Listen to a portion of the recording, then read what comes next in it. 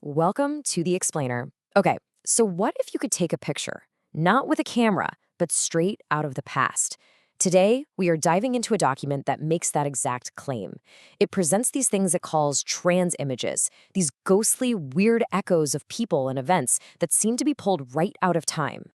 And this is the image that's right at the heart of the whole mystery. The source document calls it a transimage. You can see it's this ethereal, almost, well, ghostly face. And the claim they're making is just staggering, that this isn't a fake or a doctored photo, but a genuine transmission captured from some kind of non-physical source. So what are these transimages really? According to the source material, they're not photographs in any way we'd understand. The idea is that they have a non-physical origin, almost like a spiritual echo or an energetic imprint that's somehow been made visible. Yeah, so the key idea here is that these aren't pictures of something, but more like projections or imprints from something, like a memory that's been pulled out of thin air and put on a screen. Now, to see how the document even tries to back this up, it lays out a super detailed case file, which we're going to walk through right now. All right, so the main piece of evidence focuses on a trans image of a person named Avery, and what the source does is it attempts this kind of forensic breakdown to argue that what we're looking at is completely different from any normal photograph. So the first piece of forensic evidence they bring up is something called a histogram analysis. It's basically a way to measure the range of light and dark tones in a picture. Now, in a normal photo, like the one on the right, you see these peaks in the darks and the lights, sharp contrast. But look at the trans image on the left. Its graph is all bunched up there in the middle, in the midtones. The source calls this diluted, arguing it shows there are no true blacks or true whites, making it a much flatter, smoother image than a real-world photo would be. Next up, they look at frequency, which is really just a fancy way to measure fine detail. They use a technique called a fast Fourier transform, or FFT, to break down the image's texture. So the normal photo on the right, it's packed with high-frequency detail, things like skin pores, tiny wrinkles. The trans image on the left, though, is missing almost all of that. And the argument here is that this lack of fine detail is exactly what you would expect to see in a projection, not in a photo of a physical person.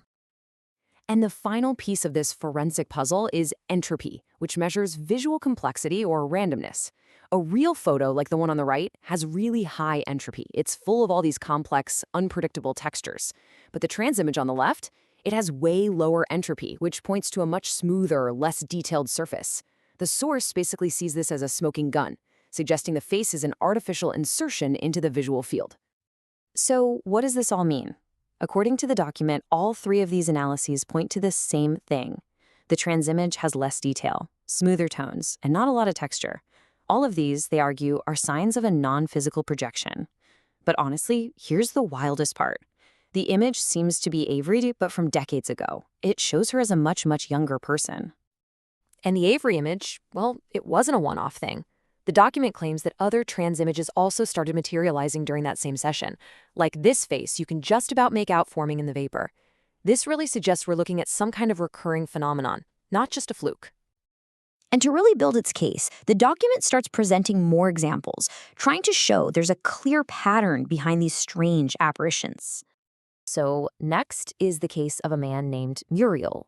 And just like with Avery, the claim is that trans images from his past were captured, showing him at different younger ages. The theory the source presents is that a person's entire life history stays intact somewhere in their consciousness, just waiting to be projected. And then we have the case of Brady, a trans image appear that his own mother identified, with total certainty, as him at around 15 years old. Her quote, 100% sure this is Brady. I mean, that adds a really compelling personal layer to all the technical data. Okay, so we have these recurring kind of ghostly images that seem to be literally pulled from the past. What on earth could possibly explain them?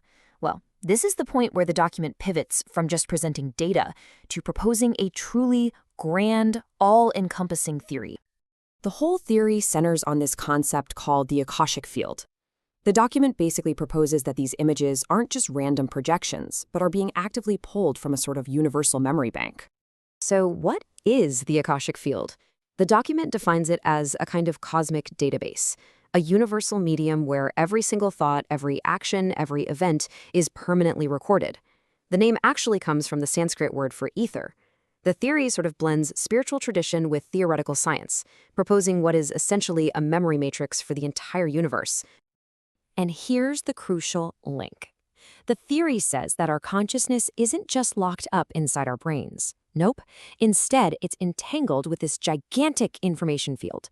And this entanglement could, in theory, let us access past imprints, which is exactly what they claim the images of Avery, Muriel, and Brady are. And just when you think this story can't possibly get any stranger, it takes a sharp left turn right into the 21st century by bringing in artificial intelligence.